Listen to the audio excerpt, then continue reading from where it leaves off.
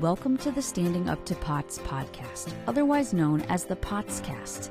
This podcast is dedicated to educating and empowering the community about postural orthostatic tachycardia syndrome, commonly referred to as POTS. This invisible illness impacts millions, and we are committed to explaining the basics, raising awareness, exploring the research, and empowering patients to not only survive but thrive. This is the Standing Up to POTS podcast. Hello, fellow POTS patients and stellar people who care about POTS patients. I'm Jill Brooke, your highly horizontal host, and today we have an episode of the POTS Practitioners. Today's guest was someone that I reached out to because one of you, dear listeners, wrote to me and said the following, and incidentally, she gave me permission to read it here. She says, "Hello there. I just started listening to the POTScast recently, and it has helped to communicate things that I couldn't have said myself. I think this is such a great tool in getting the conversation started. I was diagnosed with POTS in 2017, and after having symptoms since about 2000-2001, I didn't really understand what was happening, and after one of my mother's cardiologists was convinced of sexual misconduct, I was terrified to get checked out. I started passing out a lot, a couple dozen times a day, but I thought I was just falling because as soon as my knees hit the ground, I'd be awake again. Ouch. It was very strange, but eventually I got in with the right doctor, and once I pursued diagnosis, I was diagnosed within 9 months, so extremely lucky. I was going to school for athletic training before diagnosis and knew that my health would not allow it. I eventually got my personal training certification and am now running my own business. But in 2020, I got hit very hard with my POTS for whatever reason. I had a syncope episode at my work where they did not know about my diagnosis, and I was in this fog state for about 15 hours after. The doctors literally asked me if I had overdosed on fentanyl because they had no idea what POTS was. After so little help from all doctors I currently had, I decided to take a, quote, abnormal, unquote, treatment route and went to see a functional neurologist. This doctor changed my life, and I am referring his name over to you guys to maybe feature him in an episode. I couldn't shower, had to take baths or sponge baths. I couldn't stand long enough or sit long enough to cook.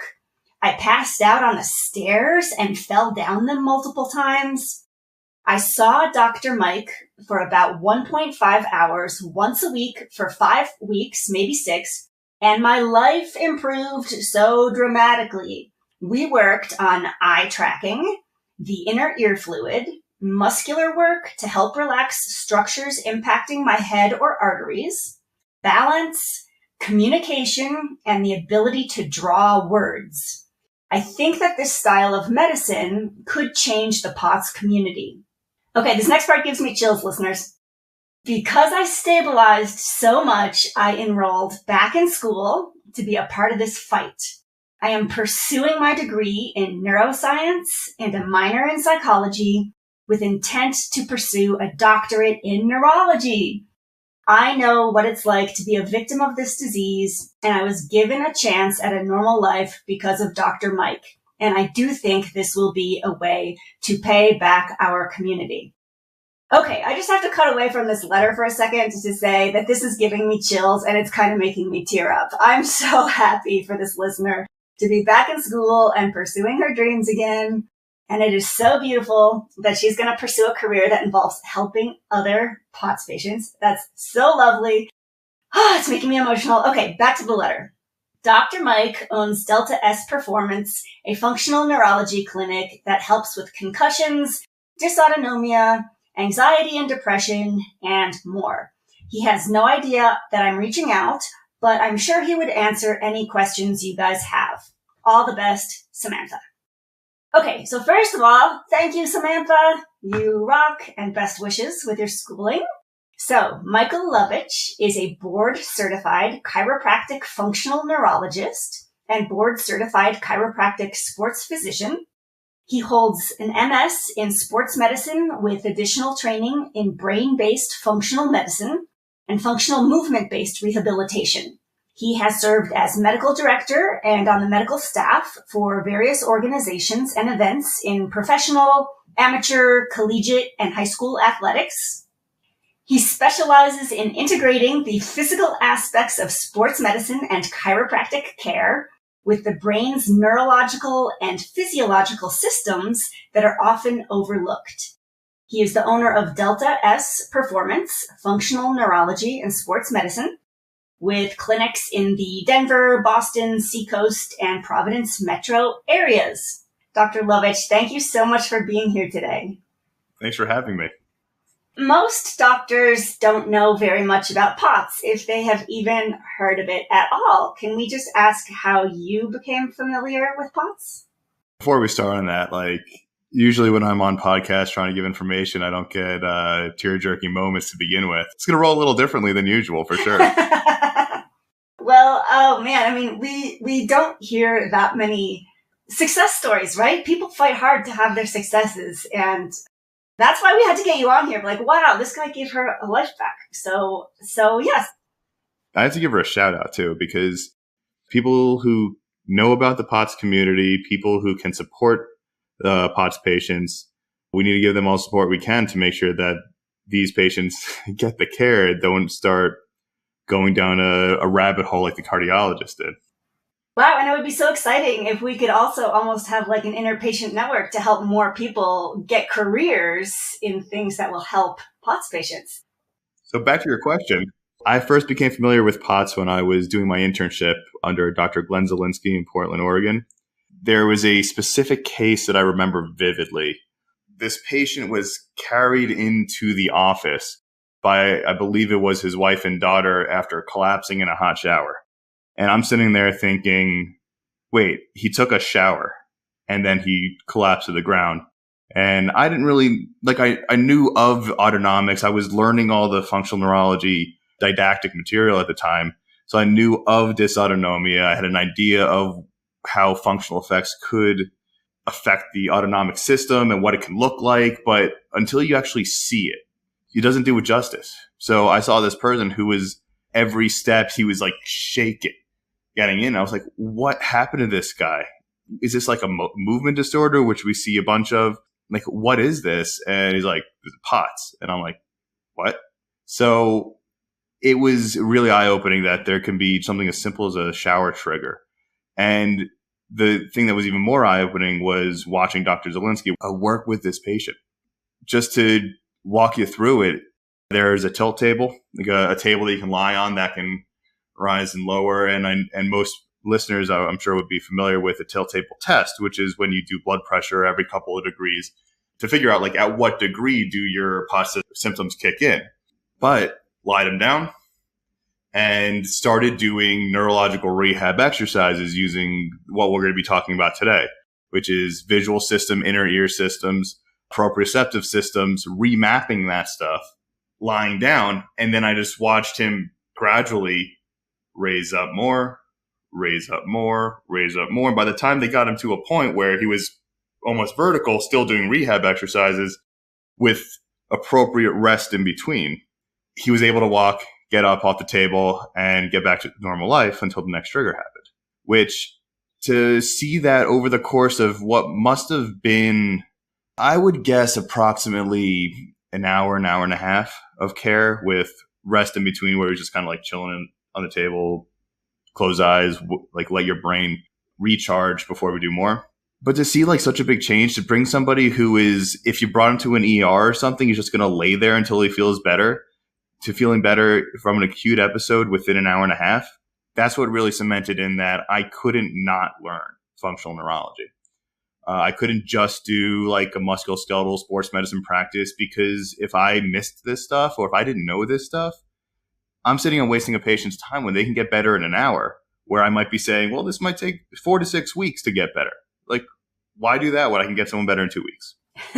So, and it's not even saying like I can get somebody better. It's the patients doing the home exercises. It's a teamwork approach, because the patient and I have to work together in order to figure out what's going on with that. And so it's really important to have that team approach. But on top of that, it is still watching the body. And this was a thing that was so fascinating, was it wasn't like there was a POTS diagnosis, and then here are 15 exercises that help with POTS.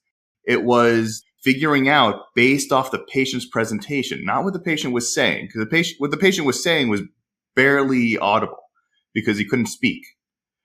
But looking at the way the eyes moved, looking at the errors within the eye movements, not just can move your eyes back and forth, oh no, that didn't work. More like when the eyes were moving here, at this point, they fell behind or they jumped ahead.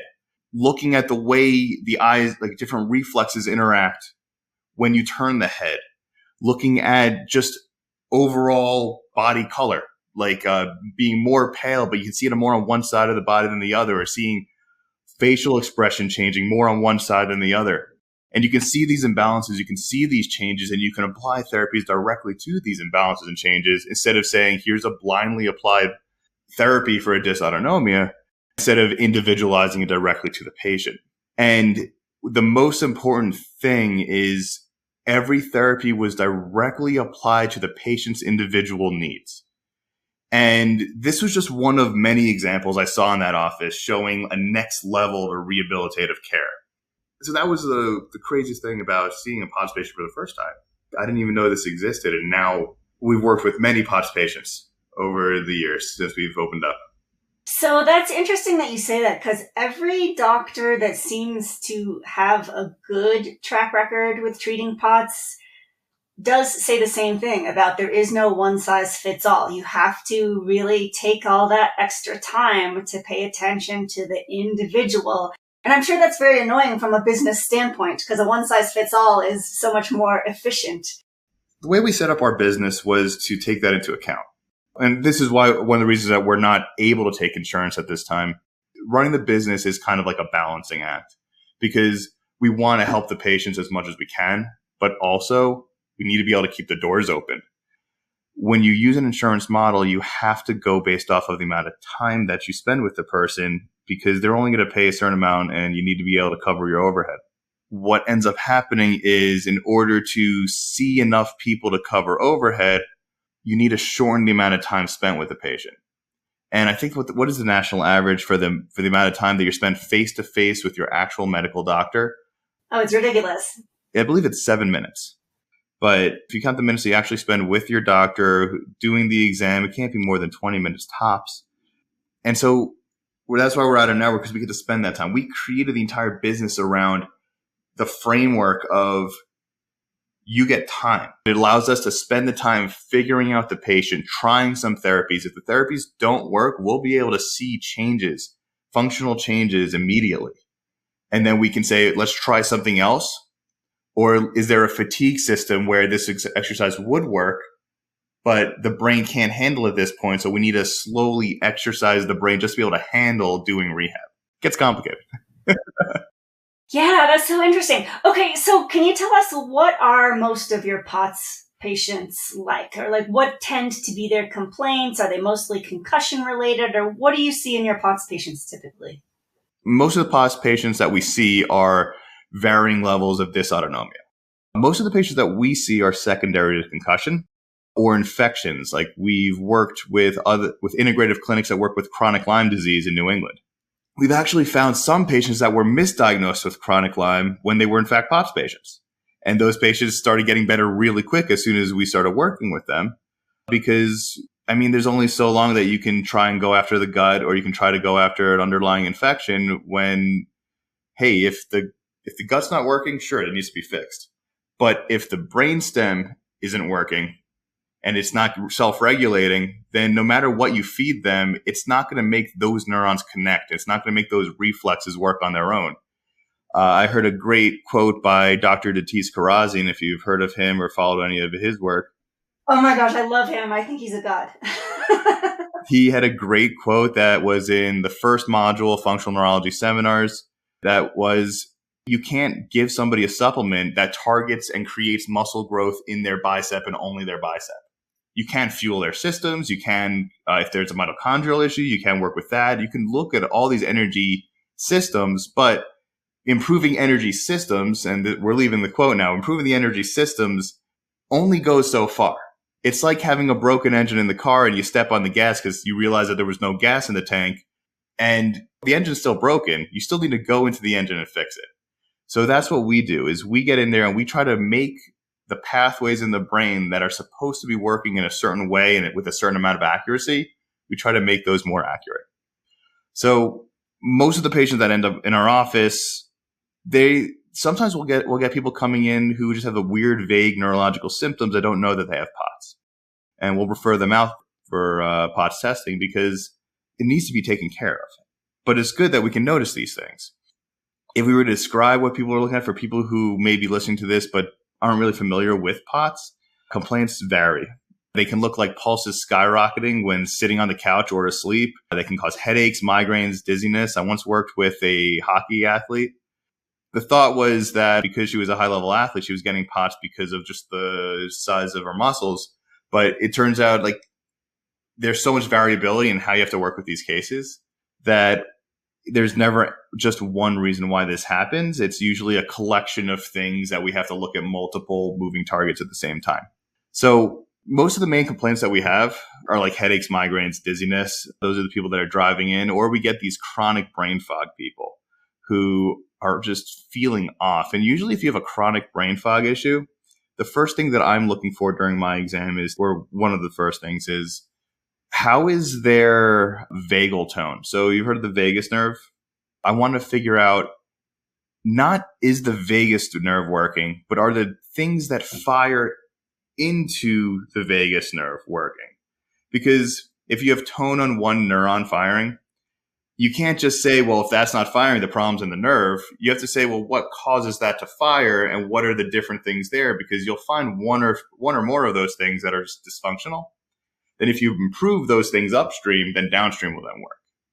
So some have come back after working with me saying that their mood has become more stable as well, which is, it's a nice side effect that when you take a treatment, your mood gets better, not worse. Right. And some patients have said they no longer need a medication, less or resolution of intrusive thoughts. From my clinical experience, this isn't because stress of having a condition is less. So stress and anxiety is less. It's because anxiety and depression are the conscious experience of dysfunctional circuits along the pathway connecting like the cerebellum, the brainstem, and the frontal lobes together. In other words, we didn't remove or change anything in their life, nor did we provide any coping strategies for these patients. We just made the brain's ability to cope with life better. Does that make sense? That's so interesting. And I really like reframing anxiety and depression as that, because I'm sure a lot of us have felt like, okay, I feel this way. I don't have a reason to feel this way. What's wrong with me? And it's real quick before you just start blaming yourself and feeling pathetic. And it's really nice to feel like it's what you said, like a manifestation of something in the brain just not working quite right. One of the first discussions that we have with most patients is trying to reframe the idea that the mind is just an output of your brain function. And if you keep chasing the mind, you're chasing the output. And if you look upstream, if you look at the things that create that experience and you make sure the health of that works better, whether it's nutritionally or physically or physiologically, would be like cellular interactions, you end up getting pretty quick results. And you put the power back with the patient because they're like, you know what? If I start feeling a certain way and I do some exercises that I know my brain needs to balance itself out, then it gets better. Or I know that if I eat certain foods that are going to create an inflammatory response in my brain, and if I avoid those foods, then it gets better. It puts the onus, but also puts the power back with the patient. So that way they can be in charge of their life. That sounds great. You know, it's funny because as we were getting ready for this podcast, I was thinking to myself, okay, functional neurology. What does that sound like to me? What does that mean to me? And I almost had to laugh because I was like, functional neurology. That sounds like what everybody wants in life. I would like my neurology to be functional, you know, as someone who has a couple different kinds of neuropathy and such. But I realized that I think we've been like gnawing around the edges and giving examples, but could you just make sure that we know, like, what is functional neurology? What is the definition? Can you kind of like just give us like the foundation for those of us that don't really have experience with it? Like, sure. What is it? What's the approach?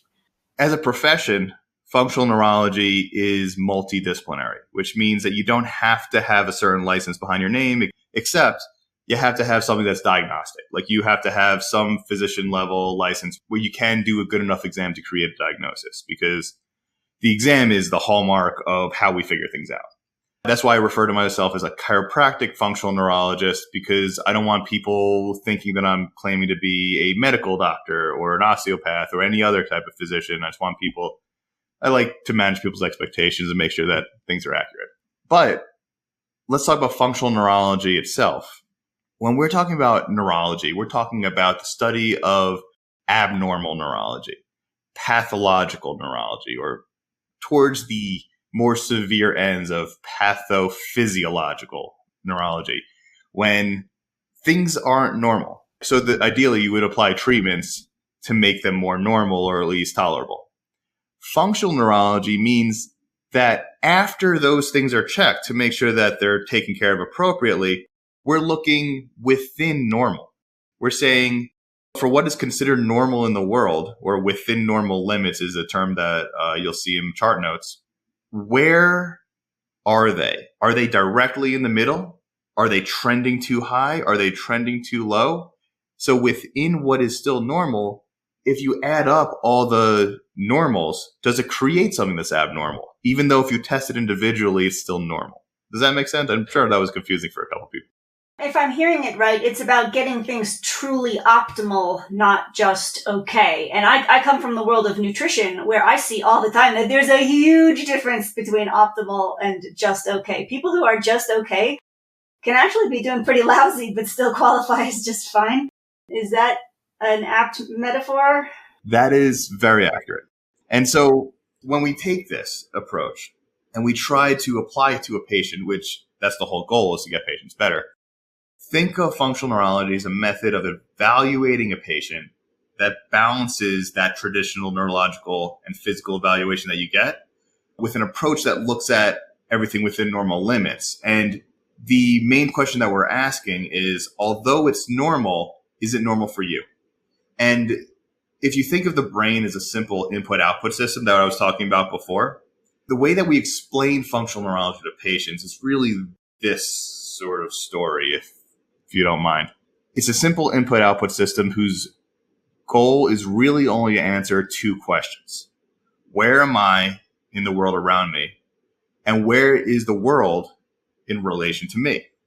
And your brain needs to have accurate answers to these two questions in order to appropriately navigate the world and also respond to challenges and threats that you may receive in that world. Your brain maps you out in the world using your senses, and that includes your sixth sense, which is your inner ear, which is how you are in relation to gravity. It uses your eyes to visually map out the world so you know where things are. It uses that sixth sense, your vestibular system, so you know which way's up. And you can map yourself moving through a gravitational field, and uses your muscles and joints to figure out where you are in space. And through a series of complex circuits, all this information is taken and interpreted by your brain, your brainstem, and your cerebellum. And it allows you to make a decision on how to go about navigating the world. So this is why a brain-centered approach like we use in our office can demystify the constellation of symptoms many patients get. Something that can look like a number of independent systems may now fit nicely into a pattern which ends up with two responses from the patient. Some patients end up being super happy. They're like, holy crap, this finally makes sense. And others be like, well, why haven't my other doctors figured this out? I'm like, they're trained to look at the individual system by itself, not how it works together. So they're doing appropriate treatments based off of their approach. But we're going to do appropriate treatments based off our approach, which is now putting it all together. So as an example, just to give people an idea of how this functional approach can create a physical manifestation. Let's say that your inner ear is having trouble mapping out gravity. Maybe there's an imbalance between the paired systems on the left and right sides, causing a subconscious perception that you're falling forward and to the left. Since your brain really only cares about staying upright so it can do its job, so it can feed itself, it will clamp down on all the balancing muscles on the right side of your back, pull you backwards. Over time, this will look like a chronic muscle tightness. Does that make sense? Interesting. Okay. Yep. Mm-hmm. So that was just an opinion based off of how, if you have an issue with with a certain part of the vestibular system, how your muscles and joints may be able to get a physical reaction from that. Fascinating. So you had mentioned that your exam is a really big deal when you assess a new patient. Can you tell us more about your exam? Like, what are you looking for? So first and foremost, we do a full neurological exam because we want to make sure that if something's progressing, that maybe they saw a neurologist 3 months ago and now they're seeing us. We want to make sure that just in case it was normal back then, that it's still normal now. So we do a full neurological exam. But then we go into that functional world where we measure the inputs and the outputs of the brain. We use balance testing. We use eye movement testing. And we not only test these systems individually, but how they work together in reflexes. Because you can get your eyes working fine, but if your eyes and your inner ear aren't working together well, then what's the point? We're measuring how well your eyes move, how well they move together in unison, how well they move together with your inner ear and with your neck and your body. And it's because these reflexes are super important. And they are the things that your body is supposed to do automatically. When you walk. People, when they walk, they bob up and down. Their heads bob up and down. Now think about it like this. If you didn't have a reflex that made your eyes move equal and opposite every time your head moved, you would get nauseous and dizzy so quick, right? Yeah, I never thought about that. Yeah. So this is a reflex called the vestibulo-ocular reflex. When your brain feels your head moving up in gravity, it's going to move the eyes down, keeping you focused on a single point. Otherwise, if you didn't have this reflex or this reflex wasn't working or dysfunctional, you'll feel just by going for a walk that you're riding the high seas. It's not the most pleasant experience. So when they don't work, then your frontal lobe has to come in and control it. I like to use this example recently. Like if you've got like a parent and a bunch of kids that are running all over the place instead of doing what they're supposed to do, at some point, the frontal lobe, the parent's just going to be like, fine, I'll just do it myself. You just sit and be quiet. And then the parent gets stressed out. And so this is your frontal lobe. Now your frontal lobe is getting stressed out. It's doing more work than it should be doing. And now you have symptoms from that. So you're expending dedicated energy to do things that should have been done on their own.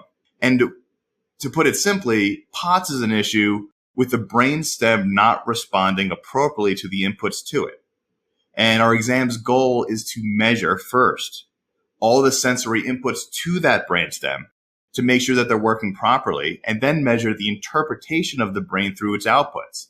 And the brain's outputs is motor, so movement, and mind, thought. So that's why brainstem dysregulation can create changes in mood, changes in emotionality, changes in thought processes. It can create a situation where, let's say it's firing too high at some point, and you're in a situation as a patient with POTS, if you're in a situation and you respond inappropriately to it, during the moment, you're going to feel like, yes, this is the correct answer for how to respond to this challenge. And then maybe a couple hours later, you're going to be thinking about it and being like, why did I respond like that? There was no reason to respond in that way. But the thing is, you're only able to respond to the world as your brain interprets it. And this is a huge thing. This is one of the things I really try to coach my patients with is when you have something going on with your brain, give yourself some slack. The thing that you use to figure out the world and to figure out how you're doing is not doing that well. It's not as functional as it needs to be. It's not as optimal. So that means your interpretation of the world and your interpretation of yourself is not going to be optimal. So you need to give yourself some slack and be like, okay, maybe I didn't respond appropriately, or maybe the world seemed like it was an issue, but maybe it was because I need to be able to catch up to it. Let's figure out how to rehab that brain so you can speed up and be able to keep up with the world. That's so fascinating. Okay, sorry, keep going. No, it really is. And it's a tough thing to swallow. Like I went through it when I had my own concussion. It's tough to feel like the world that you're in isn't accurate. We have to be okay with the idea that we can improve. And we have to be okay with the idea as long as we keep taking like one step forward, we're going to get better. But the patients need to be able to give themselves some slack and say like, hey, I'm making progress. That's all I can ask myself. But that also means that if we base our clinical judgment solely on what the patient feels and describes, and they're using that organ that allows them to take stock in themselves to describe it. If that isn't working well, we need to have more physical ways to determine functionality of the brain. That is so interesting. And you're the first person I've ever heard tie the emotional part into it as well. Because it all makes sense that the inputs and the outputs and things can get fouled up in the middle. But you're the first person who's ever connected those dots for me. That probably a lot of our listeners are thinking this right now, but I'm going through my memory of there are certain situations where I become not myself. And I get emotionally all off, and riding in a car is one of them. And now I'm starting to wonder if that's one of those situations where my brain's just not able to handle what's going on. And that's why 20 minutes in a car turns me into emotionally a totally different person. And based on what you're saying, I am starting to see how maybe just some simple brain disconnects or malfunctions could lead to that. I spent 17 years trying to get diagnosed, and I was pretty much blaming myself the whole time. And so I think I'm very quick to blame myself when my brain's not at its best. I really appreciate what you're saying about not just the motor stuff and the cognitive stuff, but also the emotional stuff being at the whip end of whatever's going on with these systems, if I'm hearing that right. Yeah. And this is the thing that blows a lot of people's minds. Now, this is super stressful for people to go through. And anything brain is super stressful for people to go through. So it's not diminishing your experience. It's not saying that it's not valid. It's just saying there's a huge window we can use to improve it. But remember, I keep talking about it's the interpretation through your brain, your brainstem, and your cerebellum. For people who have not heard of what these parts are, your brain or your cerebrum is like the big lobes of the brain. Your brainstem is where it all interprets and it ties everything together. There's a lot of little nuclei in there that control everything that happens downstream from your body. And then there's your cerebellum, which is traditionally known as movement, coordination, and balance. But it's also coordination and balance of thought. Think of thoughts as motor outputs from a brain perspective, that instead of going out to your body to make you move, they go to your frontal lobe to make you think. Oh my God, my head just exploded. That's a cool way to think about that. So when you're going through this stuff, you can use a functioning cerebellum to control things forward. Or if there's a cerebellar issue, you can improve that. And then thoughts just get better.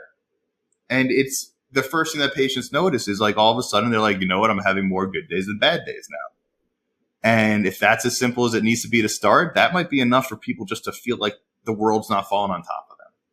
Wow, yeah, which is a big deal. Big deal. So do you mind talking a little bit more about, so once you have done someone's exam and you have maybe identified some things to work on, can you talk about what happens next and maybe throw in some examples of POTS patients? No, they're proprietary secrets. Sorry. No, I'm just kidding. So the idea is if you have, so we already talked about the visual system, the inner ear, and the physical systems. And we talked about how it creates changes in cognition.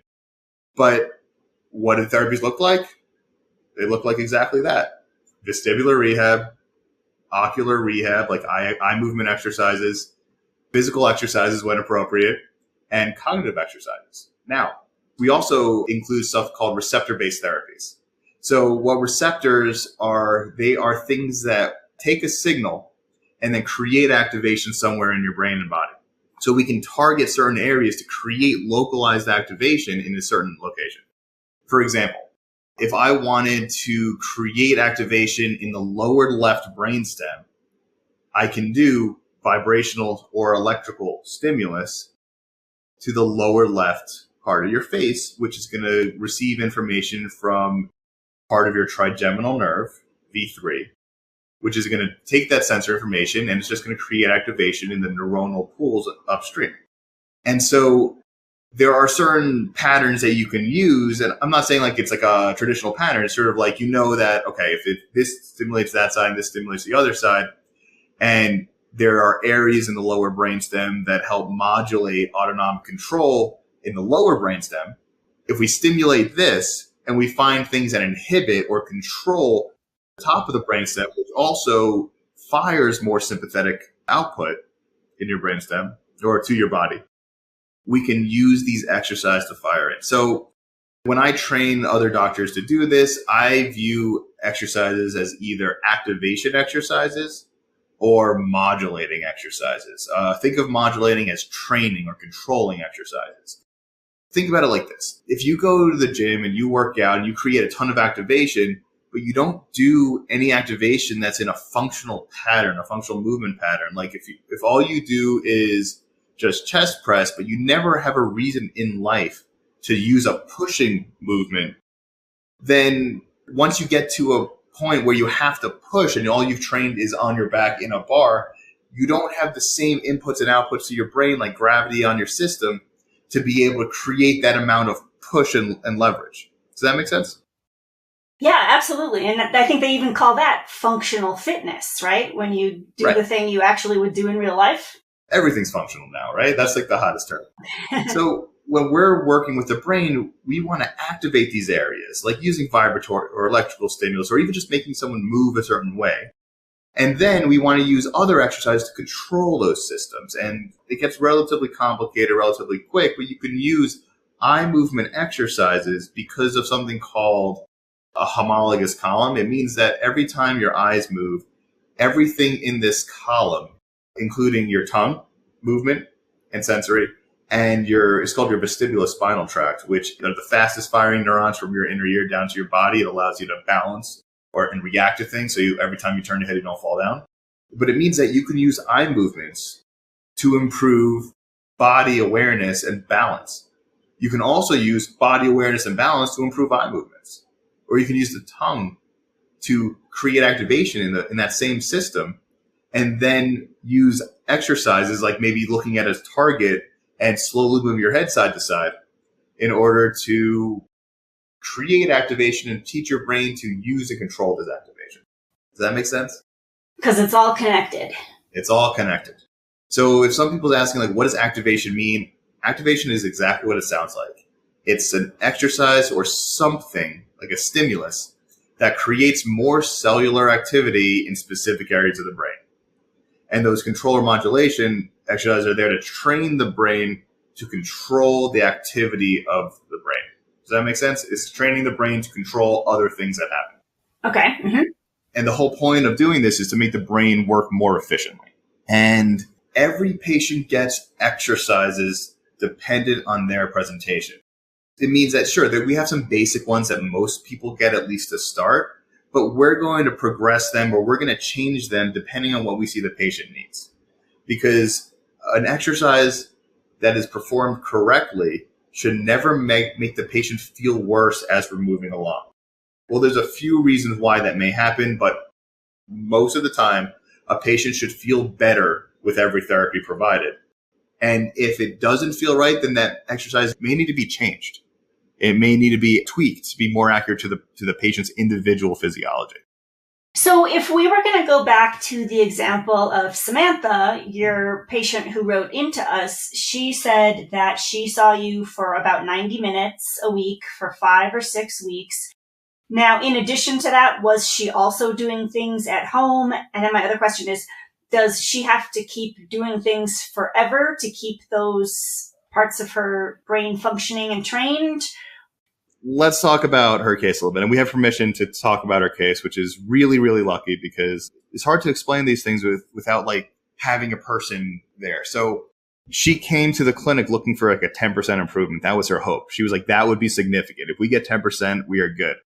She was having issues with her pulse spiking throughout the day. In the morning when she was sleeping, like your letter said, she's a personal trainer, so her job is relatively physical. And she needs to be able to think on her feet. She needs to be able to do a breakout exercise in case somebody like can't do a certain thing. It's like the stability issue. She's got to be able to say like, okay, what do I do to fix that now? Cognitively, she was not able to do the job at the level required. Now, is she able to do the job? Sure. Were her clients able to get a benefit from seeing her? 100%. But could she do it better? Of course. And so on her intake paperwork, she was talking about inconsistent tachycardia, syncope, inconsistent eyes adjusting to light, sleep issues, and then memory and concentration issues. So we've already kind of mapped out a lot of these systems with our current discussion loosely. We found some vestibular issues like something called a right beating nystagmus, which is an issue where there is an imbalance in either the vestibular input or the cerebellar input, side to side. And so for her, the eyes were drifting to the left and then snapping back to the right. So her subconscious perception is that the patient is constantly slowly spinning. And then she gets information from her muscles and joints when the brain's like, okay, when the frontal lobe has to come in and be like, okay, well, am I spinning or am I not spinning? My body says I'm not spinning. My eyes say I'm not spinning, but my inner ear is saying I'm spinning. So brain has to react to that world as if the world is rotating to the left. So think about it like this. A nystagmus, a spontaneous nystagmus that you can only see if you are able to see the eyes without the eyes being able to see the world. Because if I said, okay, open your eyes, look at me, they're going to look at something. The eyes are going to stay on the target. But what we use is infrared goggles. We just put them on, and it allows us to see the eyes when the eyes see pure blackness. So what happens is when we see the eyes drifting to the left and then snapping back to the right, a right beat nystagmus, it means that the brain thinks the body is slowly turning to the right with that slow phase. And then the snap back is the kind of like, oh, I'm moving. Or my eyes, I thought were here, now they're here. So if you're slowly turning to the right, because we're breaking this down right now, we're slowly turning to the right, which way would the world slowly be turning? To the left. So if she were to walk in a straight line with her eyes closed, and her brain is saying that she's turning right and the world's turning left, is her ability to react appropriately to the world good right now? Not necessarily. Now, is the problem that she has a spontaneous nystagmus? No, that's not the problem. The problem is why she has it. What reflexes are involved, and they all go through the brainstem. So there's multiple reflexes that are involved that could cause a spontaneous nystagmus. So what we do is we go around and we start working on the brainstem reflexes, and then that starts to sort of straighten itself out. So there were more things than just the right beat nystagmus that we found, but I thought this was an interesting thing to talk about as something that we look for and that we can improve. So most of the issues we found were in the brainstem, and the regulatory system for autonomic function is in the brainstem, and the brainstem controls responses as well. So by improving brainstem systems, the patient's symptoms improved. We get best results with patients who take an active role in their care and are diligent with the exercises that we recommend, and also try during the rehab sessions. Like someone who's like, okay, I'm going to do my best. This may not be the most tolerable thing to do. It may like suck while I'm going through it in terms of like relearning how to do something that seems super simple and maybe frustrating to just be able to like, why can't I keep my eyes on a dot? That seems like the most simple thing in the world, but apparently I can. So most patients that come to us feel some sort of change, and whether it's clinically meaningful to us is different than whether it's meaningful to the patient.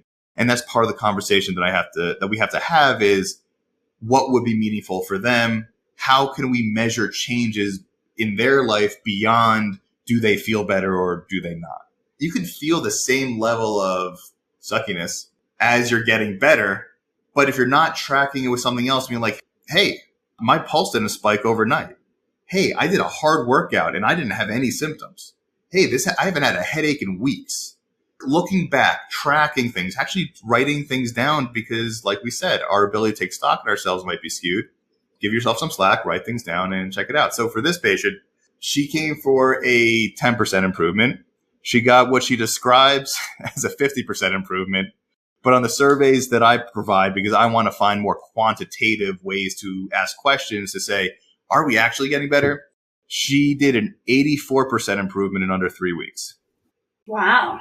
Which, again, shows the complexity of the mind versus the body. Right. And so there are a few factors that make this stuff more difficult, though. And I'm just going to be frank here. I see the across the board that is there's slower improvement in patients that refer to themselves as, for example, with concussion, a brain injured person versus a person overcoming a brain injury. Oh, you mean just the language of it makes a difference? Just the language of it. If you view yourself as the disease, as the condition, it is a lot slower to improve. If you view yourself as a person who can get better, who will get better, and a person who is finding ways to show themselves that they're getting better, that will move. And it's not necessarily a placebo effect. It's when you remove a symptom from somebody who currently feels like the symptom is their new normal, then they are going to try to fill it with something. We'll have patients who their symptoms will improve, but their symptoms are missing now. And they don't feel like the absence of symptom is better. They feel like that symptom was filling a space for them, and now they need to fill that space with something else. Ideally, we need to fill that with something else that's productive and helpful, but a lot of times patients will fill that with something else, or they'll just bring their symptom right back because they'll find a symptom that's now reduced, but magnify it personally and say, no, it's still there. I can still feel it. Well, you just said a minute ago about the language matters. And patients who think of themselves in this one way are way more successful than patients who think of themselves in this slightly other different way.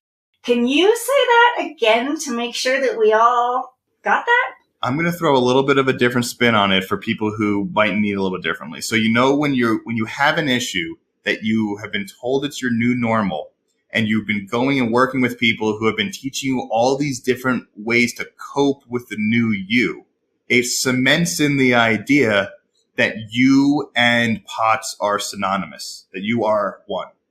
Don't think like that. Think POTS is a dysfunctional thing you've got, like a sprained ankle. And if you slowly rehabilitate it, there is a chance for it to improve and potentially get you to a pre-POTS level or an absence of POTS symptoms. But what this means is when you're trying to remove the POTS from you, you may feel like there's something missing now. Sometimes working with us, the symptoms will get better, but the patients still feel like their symptoms are there because the symptom did get better, but because it's still there or because they don't have something else to replace it with, they magnify it. My goal is to remove my symptom. The goal should be I remove my symptom and replace it with something healthy, with something else that will occupy my time. Yeah, that makes a ton of sense. And I think, boy, I feel like I could talk to you for hours and hours, and I know you need to get back to your clinic, but it gets back to this whole idea that it is so tough on your identity to have, first of all, have POTS come up, and now you've got something that you've got to manage all the time.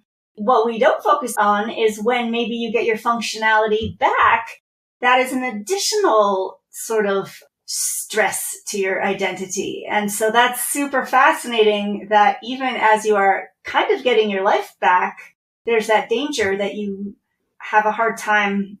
That's why I keep saying we don't want to view it just based off of how do I feel today. We want to view improvement based off of physical changes. One of the things I'll try to do with a patient is all right, like with Sam, she was like, okay, I'm feeling better. And then right away, I'm like, okay, we got to replace this with something. I'm like, when's the last time you climbed a 14er? Imagine climbing a 14er with POTS, going to high altitude, low oxygen. And we need to create a goal, something that she can do that can show that herself that she got over some symptoms and that she's functional and that she's made progress. And POTS is honestly great. Compared to some of the other conditions I work with, it's great because it's physical. You can track these physical issues. And it just makes it so much easier when we can create physical changes in a person and people can track and say, I'm able to do this now. I'm able to do that now. Instead of just saying, well, rate your POTS symptoms from 0 to 10 or rate how you feel. Right. We want to make sure that there's tangible changes because we're a tangible being. Other complicating factors, severity of the injury that caused it. Sometimes if it's TBI related, that just makes it tough. If there is a chronic infection going on at the same time, that can also trigger it. Anything that's like a traumatic or an acquired brain injury together with it, that can be part of it. Genetic factors can also make it tough. And, we like to think that there's epigenetics, which is, it's not nature versus nurture. It's kind of the two together and the way things are developed. Some patients only can get so far. So you were saying before, do patients have to do these exercises the rest of their life? First and foremost, if the exercises make them feel better with literally zero side effects, it's not the worst thing in the world to have to do like 5 minutes of exercises a couple times a week. However, there are some changes. Certain medications can have ototoxicity. So what does ototoxicity mean? It means that the medication can create like some sort of degeneration in that inner ear. And there is a study that shows that asymmetry in inner ear output creates inflammation in the brain. Oh, interesting. These physical things create so many other effects that once you start following it, you're like, wow, yeah, of course you would have these symptoms. So when we're talking about the inner ear, there's decompensated and there's degenerated inner ear. A degenerated inner ear is going to be something where a patient will have to do their exercises for the remainder of their life. A decompensated inner ear means that there's a possibility that they will be able to do their exercises and then stop and be good. And then if things start to slowly come back, they can just do their exercises on their own and they'll be fine. Now, either direction means that they won't need constant ongoing care from my office, which is the goal. We want people to be able to be in control of their own lives. I want you guys to be on your own, living your life. But the brain does change. And sometimes the exercise that you need do change. So we'll do like a check-in if somebody has a symptom and we'll say like, okay, do we need to change any of the home exercises? And if we do, then we change them. We say, all right, call us again when you need us.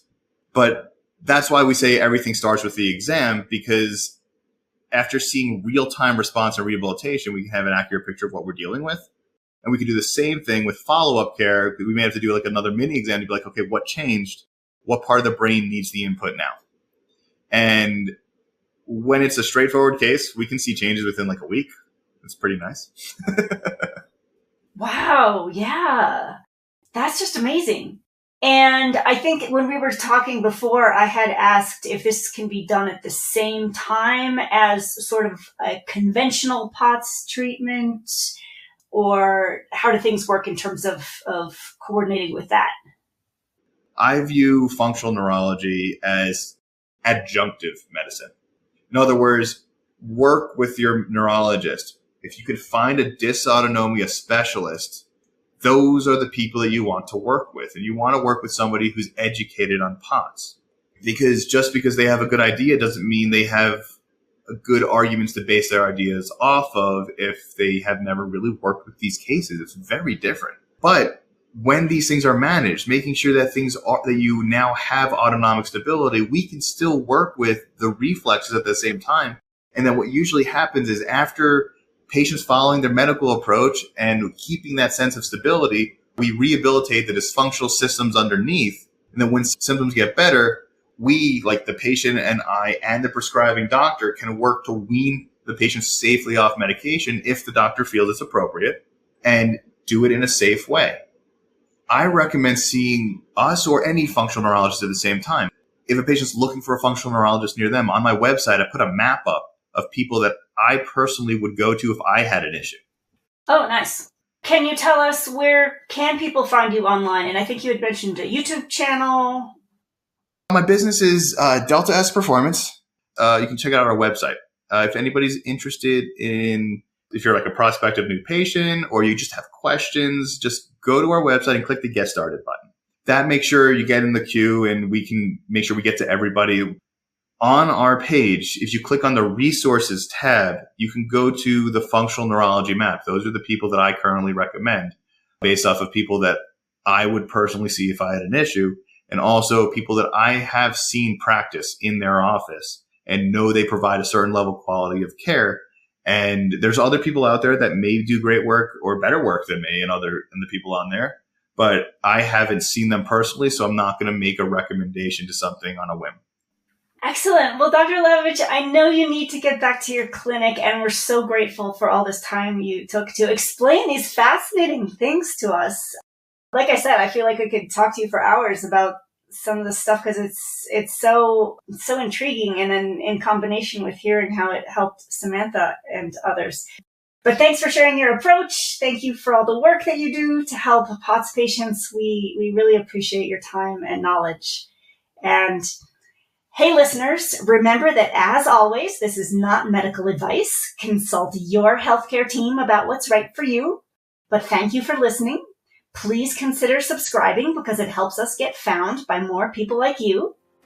And remember that you're not alone, and please join us again soon. You can find us wherever you get your podcasts or on our website, www.standinguptopots.org/podcast. And I would add, if you have any ideas or topics you'd like to suggest, send them in. You can also engage with us on social media at the handle Standing Up to Pots. Thanks for listening, and we hope you join us.